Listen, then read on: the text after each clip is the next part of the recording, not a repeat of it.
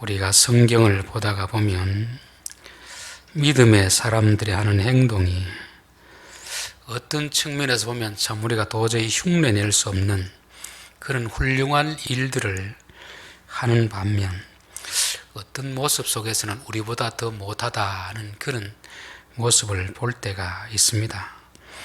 열왕기 상에 보면 엘리야가 850대 1로 그 영적인 전투를 벌이면서 하나님이 응답을 받아내는 그 참 멋진 장면이 있는 반면에 그 다음 장에 가면 이세벨의 협박 아래 겁이 나서 도망을 가는데 북쪽에 있던 엘리야가 남쪽 저 끝까지 도망가서 굴에 숨어있는 모습을 보면서 야, 이게 이전의 엘리야의 모습인가 싶을 정도로 그렇게 오해할 수가 있습니다. 이건 왜 그런가 하면 우리가 성경에 나오는 인물을 지나치게 너무 높이 평가하고 있기 때문에 그렇습니다. 야고보는 우리에게 엘리야는 우리와 성정이 같은 사람이다.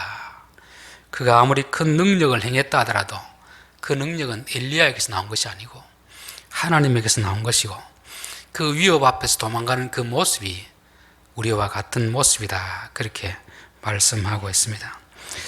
우리가 지금 사도행전을 통해서 사도들의 하나님 앞에 쓰임받는 훌륭한 이런 일들을 참 많이 보는데 오늘 우리가 살필 내용 중에는 야, 이런 위대한 인물들이 이런 일 가지고 서로 싸우는가 싶을 정도로 실망스러운 모습이 있습니다. 그래서 우리는 성경을 보면서 우리가 추종하고 있는 믿음의 사람들 좋은 모습은 본받아야 됩니다. 그리고 연약한 부분들은 이들도 역시 사람이구나, 우리와 다를 바가 없구나, 또 그들이 우리보다 못한 부분을 보면서 이는 반면교사로 삼으면 됩니다. 오늘 이 본문에서 우리가 본받아야 될 부분이 있고 이런 부분은 본받지 말아야 되겠다는 그런 부분이 있습니다. 자, 36절 며칠 후에 바울이 바나바더러 말하되 우리가 주의 말씀을 전한 각 성으로 다시 가서 형제들이 어떠한가 방문하자 하고, 지금 요 앞에 내용 우리가 다 살펴봤잖아요. 이들이 1차 전도 여행을 하고 와서 참 교인들이 은혜를 받고, 그런데 또 한 부류의 사람들이 와서 거짓 복음을 전하기 때문에 그로 인하여서 교회가 거의 분열 위기에 처했었습니다. 그런데 또 지혜롭게 그 문제를 잘 해결함으로 인하여서 교회가 또 안정적인 그런 상태로 돌아섰습니다. 자, 일반적으로 오늘날 목회자들 같으면 이런 상태 같으면 다시 그곳으로 가고 싶은 생각이 들겠습니까? 아니면 이제 교회도 평안하니까 계속 여기서 편안한 목회를 하고 싶겠습니까? 상식적으로 보면은 이제 교회도 어느 정도 시련도 지나갔으니까 여기서 이제 내 남은 생에 목회를 마무리해야 되겠다, 이렇게 생각하는 것이 일반적인 사람들의 심리입니다. 근데 바울은 그렇게 고생을 많이 했음에도 불구하고 다시 가고 싶은 마음이 일어났던 것입니다. 보통 현대인들은 옛날 사람들과 달리 쉽고 편한 걸 좋아합니다. 그래서 요즘은 힘든 일은 하지 않는다고 하잖아요. 일자리가 없어서 일자리가 없는 것이 아니고 쉽고 편한 일만 구하려고 하다 보니까 일자리가 없습니다. 그래서 좀 힘들고 어려운 일은 다 외국인 노동자들에게 지금 다 바뀌고 있잖아요. 그렇죠? 이게 이제 현실의 삶에서뿐만 아니고 우리 신앙생활에서도 이런 부분이 많이 찾아오고 있습니다. 특별히 저는 이제 코로나 상황 때문에 온라인으로 예배드리고 어쩔 수 없이 드리는 상황이와 관계없지만 집에서 편안하게 이제 소파에서 앉아서 예배를 드리다가 거기에 익숙해지면 코로나 끝났을 때 과연 얼마나 많은 사람이 다시금 교회로 돌아올까 심히 우려가 됩니다.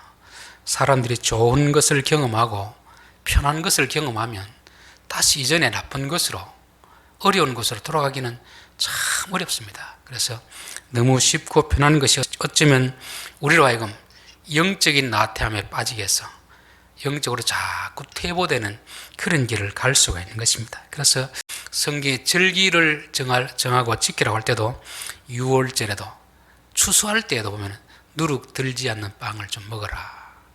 그리고 추수 마지막 초막절에도 바깥에 가서 텐트 치고 일주일을 살아라. 그렇게 하는 이유가 뭐냐면 사람이 부유하고 걱정 근심이 없으면 교만하게 되고 나태해지기 때문에 그렇습니다. 사도 바울도 이걸 알았던 거죠. 이제 교회가 편안해지니까 이제는 조금 마음을 놓고 해도 되겠지. 그런 교만함이 찾아왔을 때 이래서는 안 되겠구나. 다시금 선교지로 가야 되겠구나. 그런 각오를 하게 되었던 것입니다.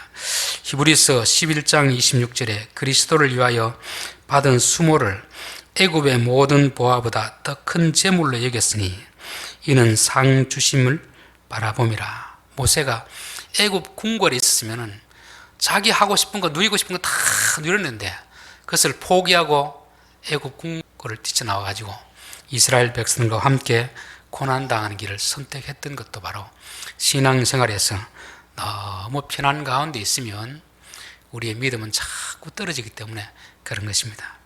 마태복음 16장 24절에서도 예수님은 누구든지 나를 따르려거든 자기를 부인하고 자기 십자가를 지고 따라오거라 이렇게 말씀했습니다. 그래서 우리가 신앙생활하면서 너무 편한 것을 쫓다 보면은 신앙생활을 제대로 할 수가 없습니다. 쉽고 편한 길이 있으면 둘 다 하나님 기뻐하는 일이라고 한다면 오히려는 좀 어렵고 힘든 쪽을 택하는 것이 하나님이 더 기뻐하지 않겠나 그런 생각이 됩니다. 자, 그래서 우리가 편안할 때, 안정될 때 교만하지 않도록 안일함에 빠지지 않도록 우리가 늘 신경을 써야 됩니다. 그리고 1차 선교 여행을 갈 때와 2차 지금 갈 때와 차이점이 있습니다. 그는 1차 때는 성령님이 직접적으로 안디옥 교회 교사들에게 나타나서 너희들 내가 이르는 사람을 뽑아서 보내라 했습니다. 그러니까 전적으로 이 선교의 주체가 누구냐면 바로 성령님이 하셨습니다. 그런데 오늘 이 본문에서는 성령의 어떤 역사로는 나오지 않습니다. 물론 개인적으로 그 마음에 감동은 있었을지 모르지만 직접적으로 성령의 역사는 나오지 않고 있습니다. 그렇다고 이제 바울이 개인적인 생각에서 가느냐 그렇게는 저는 보지 않습니다. 자기 개인적으로 받은 어떤 감동이겠죠, 감동. 자, 이것은 뭘 말하느냐 하면 성령의 역사라는 것은요 시대와 상황과 사람에 따라서 다르게 역사한다는 것입니다. 사도행전 2장에 보면은 마가 다락방에 불의 혀같이 많은 사람들이 보고 들을 정도로 120명의 사람들에게 각 사람에게 성령이 불같이 임했었습니다. 그런데 13장에는 그 교회 지도자들이 알 수 있도록 그렇게 임했습니다.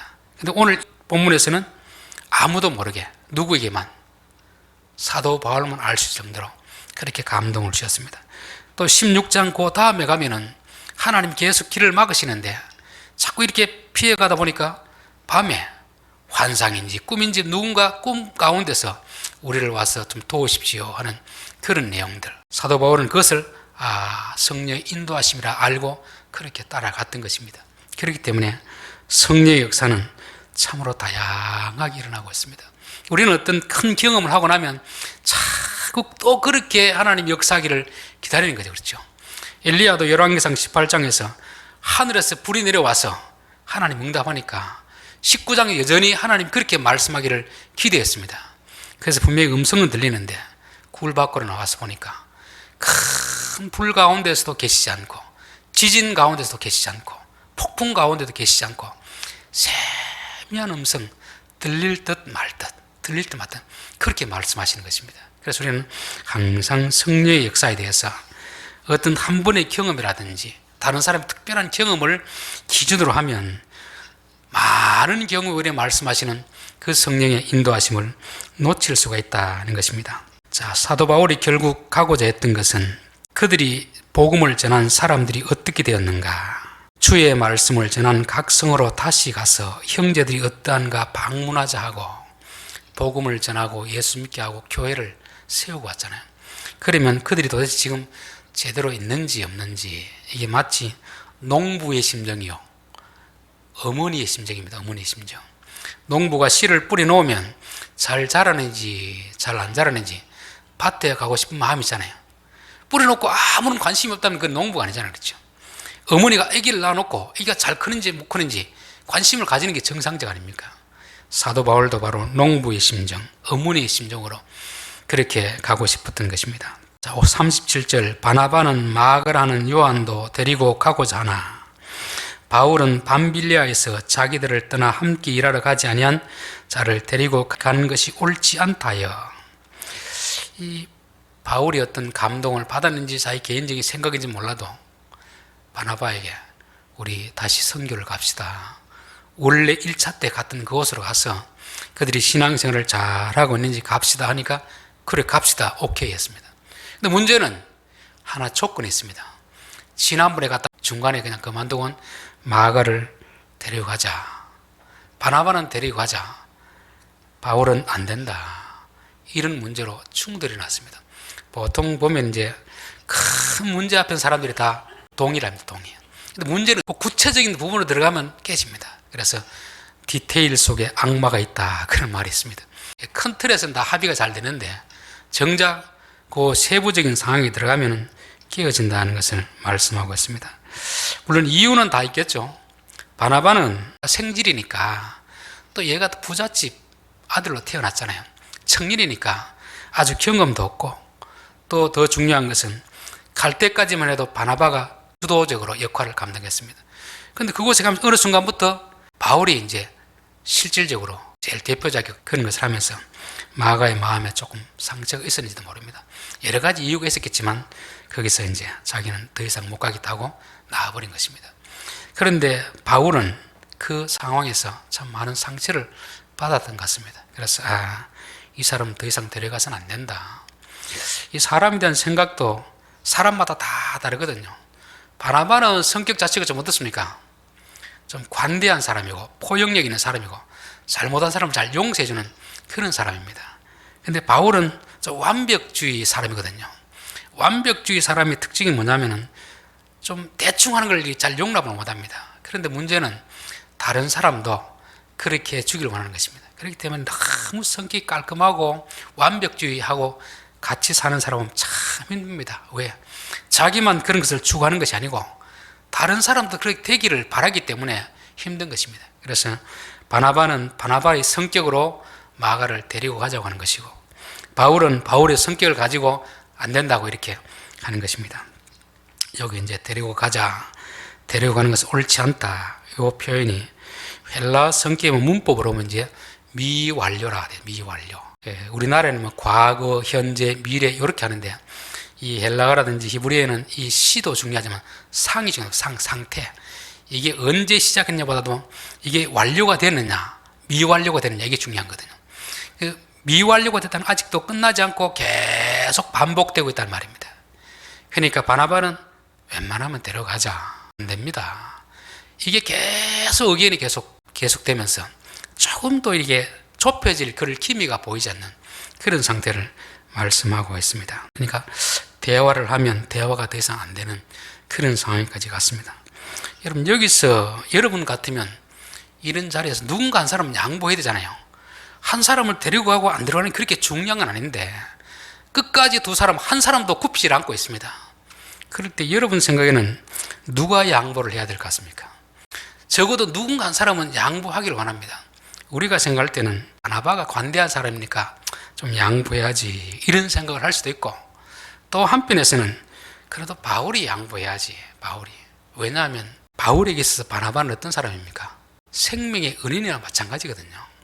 자기가 유대인으로서 활동하다가 예수 믿고 개종하고 나서 예루살렘에 가서 사도들에게 가려고 했을 때 사도들이 배척하고 만나질 않잖아요. 그때 바나바가 가서 화해를 시켜줍니다. 이런 사람 아니니까 잘 교제도 됩니다. 그렇게 또 예루살렘 사도들과 또 맺어주고 또 고향에 가서 집거 생활하고 있을 때 바나바가 안디옥 교회에 가서 어느 정도 자리를 잡았을 때 바울을 찾아가서 모셔오는 것입니다. 그래서 우리 같이 목회합시다. 결국 이 바울에게 있어서 바나바는 생명의 은인과 같은 사람입니다.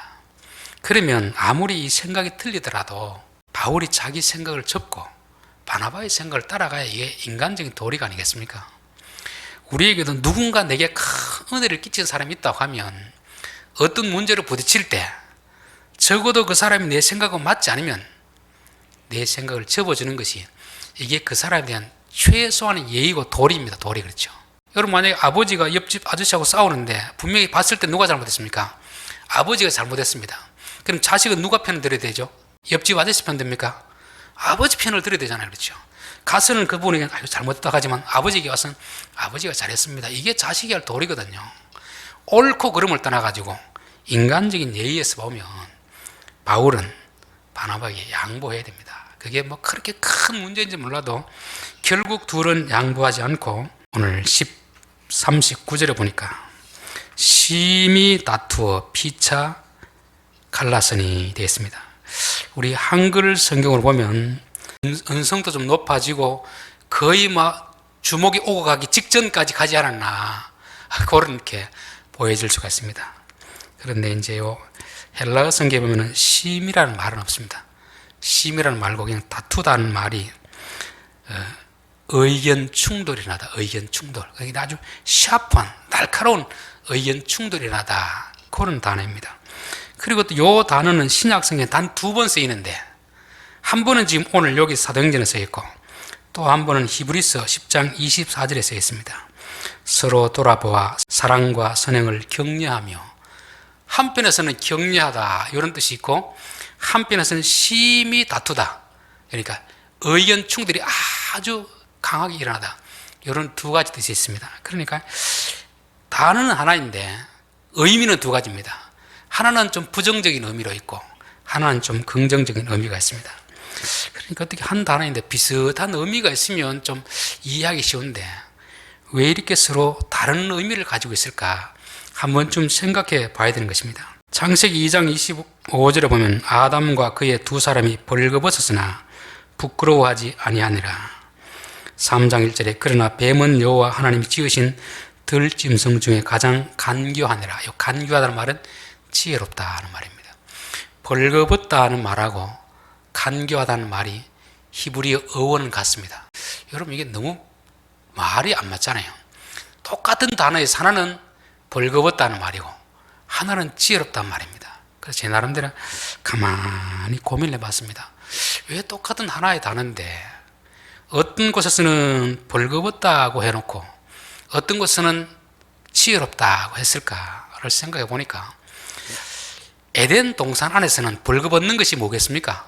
지혜롭습니다. 하나님 앞에서는 뭐 숨기고 감출 것이 없습니다. 왜? 하나님이 다 아시기 때문에 다 노출시키는 게 이게 지혜로운 것입니다. 여러분 부부 사이에 뭘 자꾸 숨기는 게 지혜롭습니까? 감추는 게 지혜롭습니까? 다 개방시키는 게 지혜롭잖아요. 그런데 하나님 밖에서는 오히려 다 벌거벗으면 이게 수치가 되는 수치.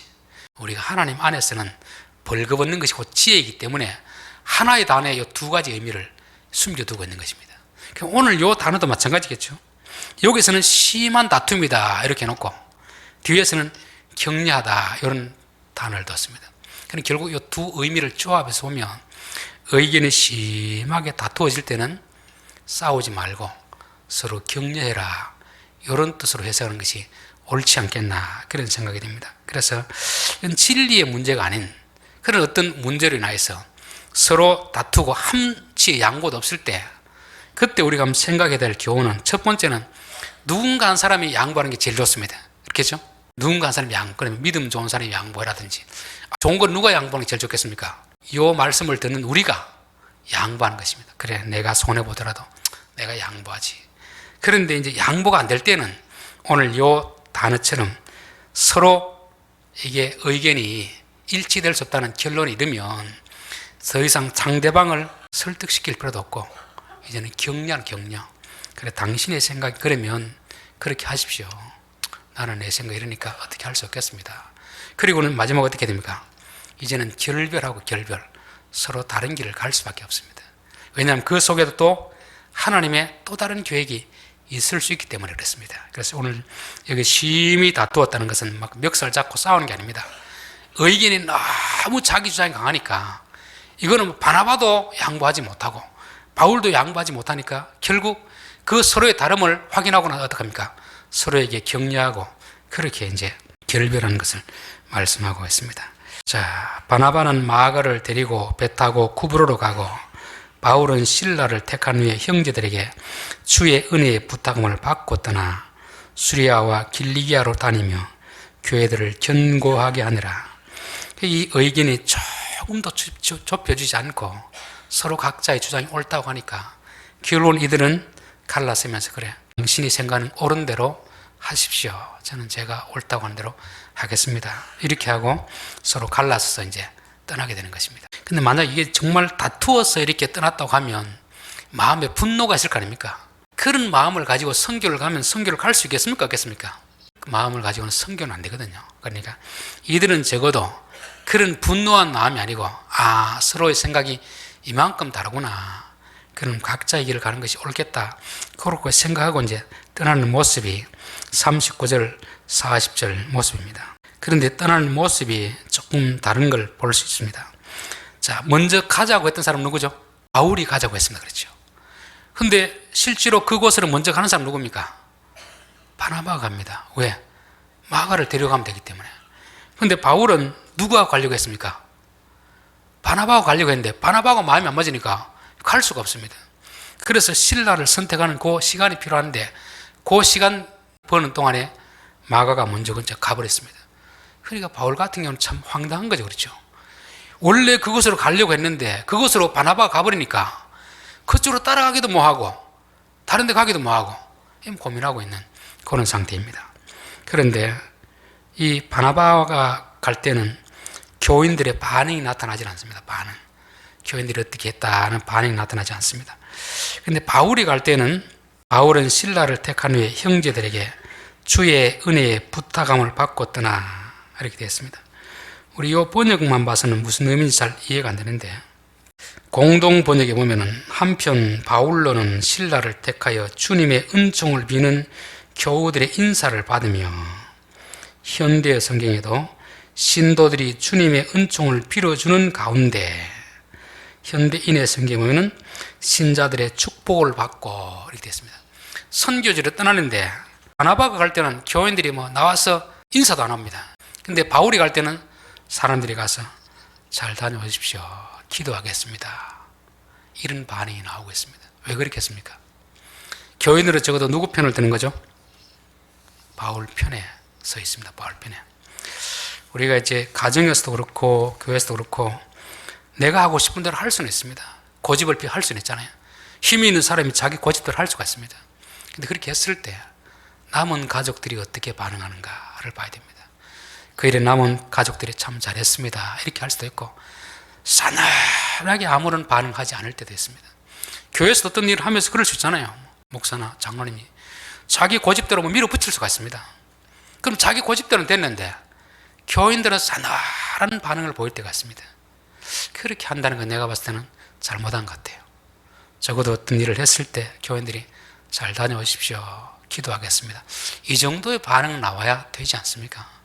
그래서 내가 내 생각대로 하는 것도 좋지만 우리가 하는 일에 대해서 가족들이 어떻게 생각하는지, 교인들이 어떻게 생각하는지, 또 교회가 뭘 할 때 이웃, 마을 사람도 어떻게 생각하는지 항상 그것을 통해서 우리가 하는 일이 지금 잘하고 있는지 잘못하고 있는지 한 번쯤 점검할 필요가 있는 것입니다.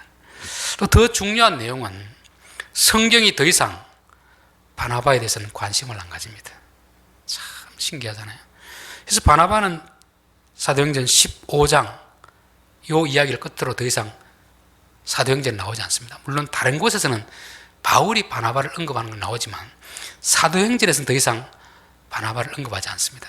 여기서 바나바와 마가는 배 타고 구브로로 갔다는 곳까지만 기록입니다. 가서 뭘 했는지 기록이 없습니다. 물론 전설에 의하면 다른 이런저런 일을 했다는 전설이 있지만 그건 전설 같은 이야기고 성경엔 더 이상 기록이 나타나지 않습니다. 오히려 바울의 길을 계속 쫓아가면서 28장까지 성경이 기록되고 있습니다. 이걸 보면서도 하나님도 바울의 손을 들어준 건 아닌가 그런 생각을 하게 되는 것입니다. 그래서 우리는 항상 어떤 일을 할 때 내 생각을 고집하고 밀어붙이는 것도 중요하지만 그 일을 했을 때 교인들이 어떤 반응을 보일까, 하나님은 어떻게 생각할까, 이걸 항상 생각하고 행동하는 것이 이게 지혜로운 것이 아닌가 그런 생각이 드는 것입니다. 자, 결론입니다. 오늘 참 교회가 편안한 가운데 정말 편안하게 목회할 수 있는데도 불구하고 바울은 아니다, 내가 여기 있으면 나태해진다 깨닫고 다시금 선교지로 가려는 이런 모습을 보게 됩니다. 오늘 현대인들이 가지는 특징, 쉽고 편한 길만 쫓아가려고 할 때 그 길이 어쩌면 영적으로 죽음의 길이 아닌가. 바울은 그걸 알았기 때문에 내가 심어놓은 씨앗을 보러 가고 내가 낳아놓은 자식들을 보러 가는 그 농부의 마음으로, 부모의 마음으로 가는 것처럼 우리들도 신앙생활할 때 너무 편한 것을 추구하다 보면 우리의 믿음은 다 떨어지게 되는 것입니다. 어쩌면 조금은 힘들더라도 우리가 교만하지 않도록 예수님 말씀하신 것처럼 자기를 부인하고 자기 십자가를 지고 가라는 것은 고생할 각오를 하고 따라가는 거잖아요. 그렇죠? 그렇게 가는 것이 우리가 바울을 통해서 본받아야 될 태도입니다. 그리고 가자는데 바나바도 동의를 했지만 하나의 조건, 마가를 데리고 가자, 데려가지 않자. 이게 어느 것이 옳고 그러다는 게 아닙니다. 그거는 각자의 생각, 생각. 바나바의 생각에는 데려가도 된다고 생각하고 바울의 생각은 데려가면 안 된다고 하는 것입니다. 이게 너무 첨예하게 계속 반복되다 보니까 결국은 둘이서 더 이상 일치할 수 없는 그런 지경까지 이른 거죠. 그랬을 때 어떻게 했습니까? 얘들은 요 단어를 가지고 오면은 서로의 생각이 다름을 알고는 이제는 상대방에 미워하거나 강요하지 않고 격려죠, 격려. 아, 그래. 당신 생각도 옳습니다. 그러면 당신이 갈 길을 가시고 나는 내 갈 길을 가겠습니다. 이렇게 억지로 하나 되려고 할 필요 없습니다. 이게 진리가 아니거든요. 그렇죠? 방법의 문제니까. 그러면은 당신이 갈 길을 가시고 나는 내 길을 가겠습니다. 왜냐하면 그 속에서도 하나님의 엄청난 또 계획이 있거든요. 뒤로 보면은 원래 가려고 했던 그 계획이 아니라 하나님 전혀 다른 방향을 틀기 위해서 어떻게 하면은 이들의 다툼을 허용하시는지도 모르기 때문에 그렇습니다. 그리고 이제 떠날 때의 모습 보면은 바나바가 갈 때는 교인들이 싸늘하게 반응합니다. 근데 바울이 갈 때는 나와서 따뜻하게 위로하면서 잘 다녀오십시오. 기도하겠습니다. 이런 것이 있습니다. 더 중요한 것은 성경 기록이 더 이상 바나바에 대해서는 언급하지 않는다는 것입니다. 바울의 일에 대해서는 계속 기록하고 있습니다. 그래서 우리가 항상 하는 일이 우리 고집대로 하는 것도 중요하지만 이 일을 어떤 결정했을 때 교인들이 어떤 반응을 보일까? 하나님은 이 일을 기뻐할까 싫어할까 항상 생각하고 결정하는 것이 이게 지혜로운 태도가 아닐까 그런 생각을 해봅니다. 기도드리겠습니다.